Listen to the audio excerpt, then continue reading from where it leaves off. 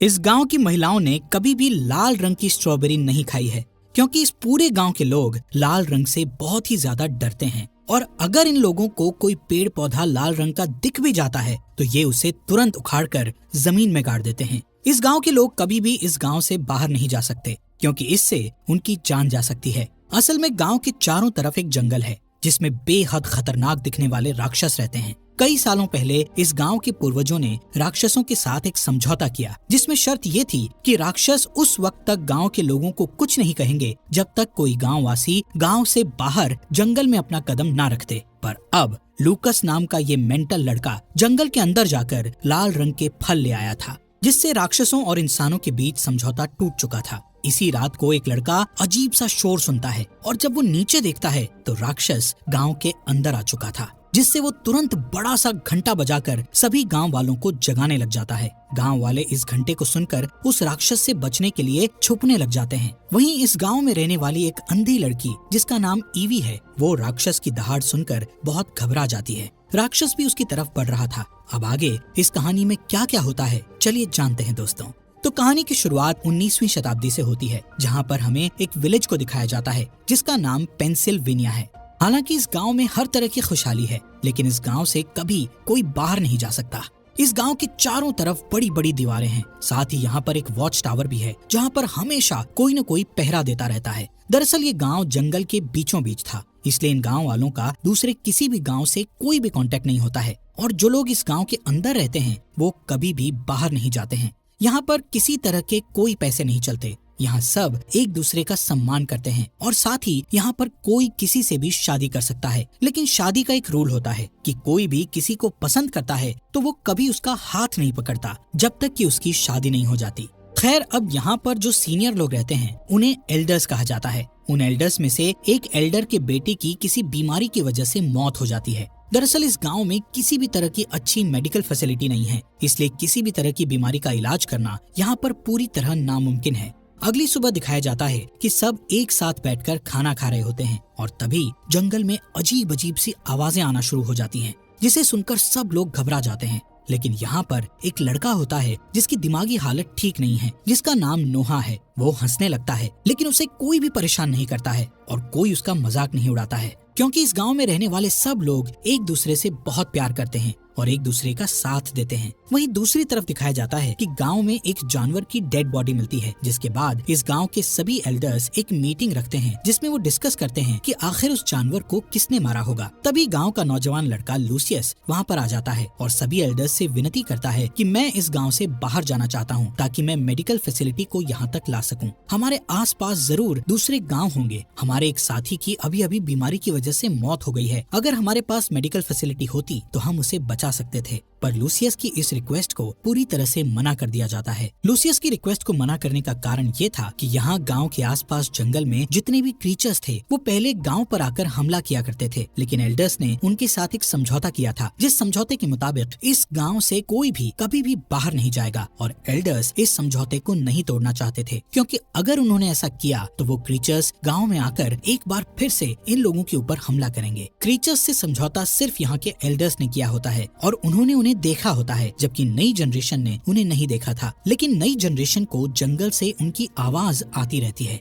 और कई बार उन्हें बहुत सारे निशान भी मिलते हैं, इसलिए वो जानते थे कि जंगल के आसपास क्रीचर्स रहते हैं और लूसियस उन क्रीचर्स से नहीं डरता था, इसलिए वो जंगल में जाना चाहता है, पर उसे इस बात की इजाजत नहीं होती है। इसी गांव में एक लड़की रहती है जिसका नाम ईवी है। ईवी देख नहीं सकती और उसकी सेंसेस और उसका दिमाग बहुत तेज होता है। वो नोआ के साथ लूसियस के पास जाती है और लूसियस से कहती है कि मैं जानती हूँ कि तुम मेरा हाथ क्यों नहीं पकड़ते हो, क्योंकि तुम मुझसे प्यार करते हो। और ये बात सच होती है कि लूसियस ईवी से प्यार करता है। लूसियस के पास नोहा भी होता है जिसकी दिमागी हालत खराब है। यहाँ लूसियस देखता है कि नोहा के हाथ में वो लाल रंग का फ्रूट है जो जंगल में पाया जाता है। इस गांव के अंदर कभी भी लाल रंग नहीं लाया जाता था, चाहे वो लाल रंग का कपड़ा हो या लाल रंग का कोई फूल या फ्रूट। साथ ही जब भी गांव में कोई लाल रंग देखा जाता है तो उसे जमीन में दफन कर दिया जाता है। खैर अब लूसियस समझ जाता है कि नोहा जंगल के अंदर गया था और क्रीचर्स ने उसे कुछ नहीं किया, इसलिए एक बार फिर से वो एल्डर्स के पास जाता है और उनसे कहता है कि नोहा के हाथ में वो लाल रंग का फ्रूट था जो सिर्फ जंगल के अंदर पाया जाता है। इसका मतलब वो जंगल में गया था और उसकी मासूमियत की वजह से क्रीचर्स ने उसे कुछ भी नहीं किया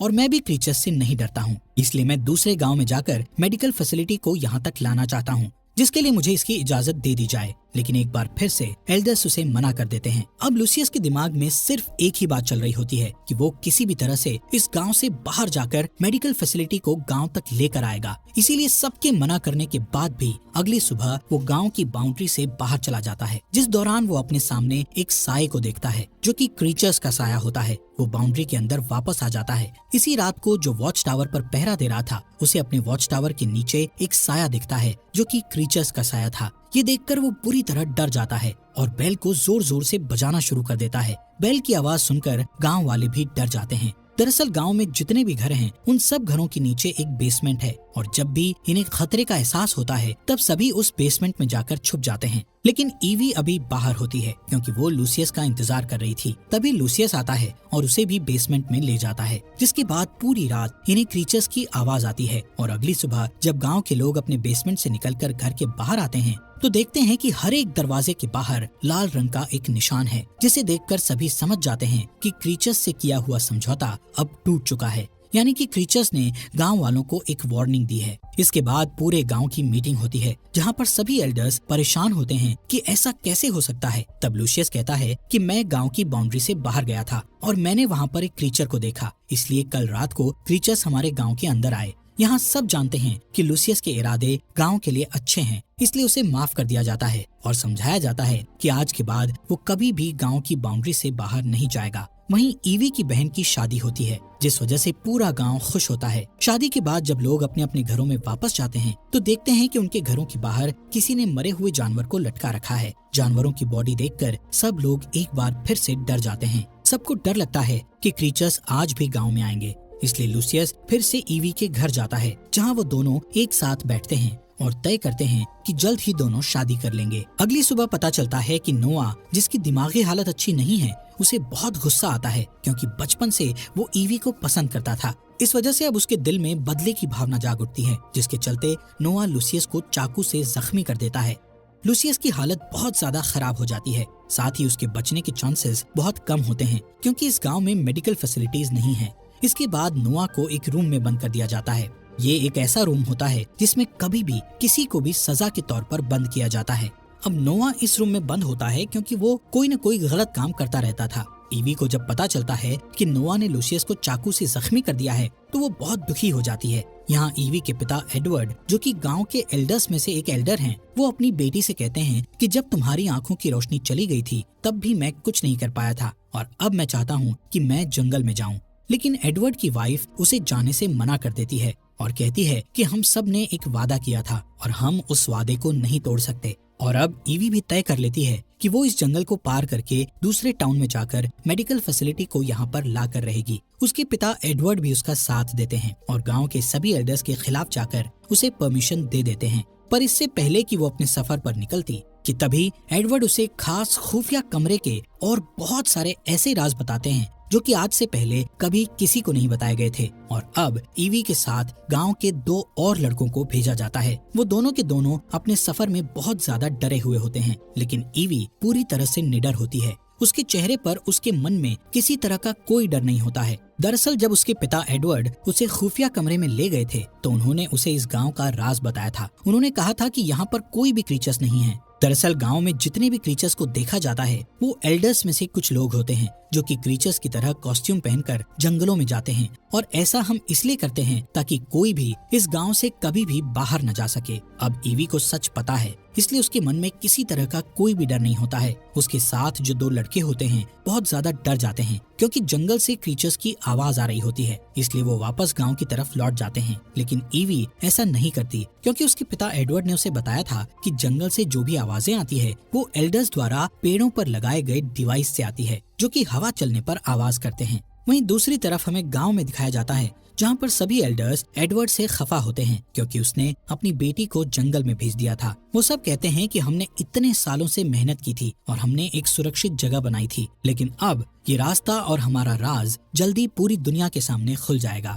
जिस पर एडवर्ड कहते हैं कि ऐसा कुछ भी नहीं होगा, मैंने अपनी बेटी ईवी को सब कुछ समझा दिया है। वहीं ईवी को दिखाया जाता है जो कि जंगल में आगे बढ़ रही होती है। तभी वो एक बहुत बड़े गड्ढे में गिर जाती है, पर किसी तरह वो उस गड्ढे से बाहर आ जाती है, जिस दौरान उसे क्रीचर्स की आवाज आना शुरू हो जाती है। हालांकि उसके पिता ने बताया था कि जंगल में कोई भी क्रीचर्स नहीं हैं, लेकिन गांव में ऐसी भी कहानियां प्रचलित थी जिसके अनुसार बहुत पहले क्रीचर्स होते थे और वो इंसान की नकल किया करते थे। जिसके बाद ईवी एक लकड़ी तोड़ती है, तब उसे सामने से भी लकड़ी तोड़ने की आवाज आती है। इसके बाद वो एक पत्थर फेंकती है, तब सामने से भी कोई पत्थर फेंकता है, जिसके बाद वो समझ जाती है कि क्रीचर्स सच में उसके सामने हैं।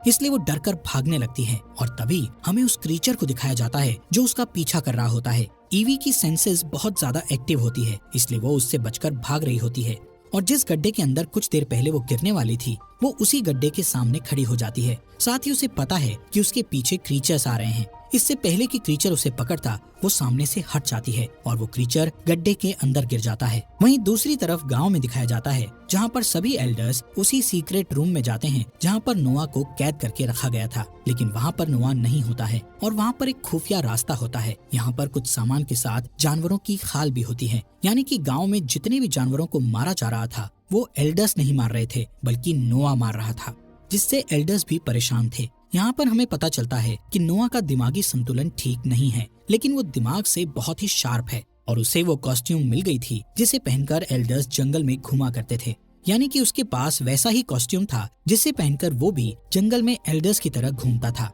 इससे पता चलता है कि उसे एल्डर्स का राज पता चल गया था, इसलिए वो कभी भी किसी भी वक्त जंगल में चला जाता था। असल में जिस तरह से सभी एल्डर्स यहाँ पर रहने वालों के दिमाग से खेल रहे थे, उसी तरह नोआ भी उन सब एल्डर्स के दिमाग से खेल रहा था। लेकिन वो ईवी से प्यार करता था, इसलिए जब उसे पता चला कि लूसियस ईवी से शादी करने वाला है तो वो अपना आपा खो बैठा और उसने उसे मारने की कोशिश की, जिस वजह से लूसियस बहुत बुरी तरह से जख्मी हो गया। खैर, जंगल में जो क्रीचर्स ईवी के पीछे थे, जो गड्ढे में गिर गया था, वो कोई और नहीं बल्कि नोआ होता है जो कि अब मर चुका था। यहाँ ईवी अपने सफर पर आगे बढ़ जाती है। उसके पिता एडवर्ड ने उसे खुफिया रास्ता बताया था। अब ईवी रास्ते पर चलते हुए एक ऊंची दीवार को पार करती है जहाँ पर हम सड़क देखते हैं। तभी वहाँ एक गाड़ी आती है जिससे पुलिस वाला नीचे उतरता है। यहाँ पर हमें पता चलता है कि ये 19th सेंचुरी नहीं बल्कि 24th सेंचुरी है, यानी कि ये हमारा वक्त था। यहाँ पुलिस वाला ईवी को देखकर हैरान होता है क्योंकि दीवार की दूसरी तरफ जो एरिया है उसे एनिमल सेंचुरी कहा जाता है, जहाँ पर कभी कोई नहीं जाता था और ना ही इसके ऊपर कभी कोई प्लेन उड़ता था, क्योंकि ये प्लेन का रूट नहीं होता है। इसलिए गाँव वालों को कभी पता नहीं चला कि वो वक्त से बहुत पीछे जी रहे हैं।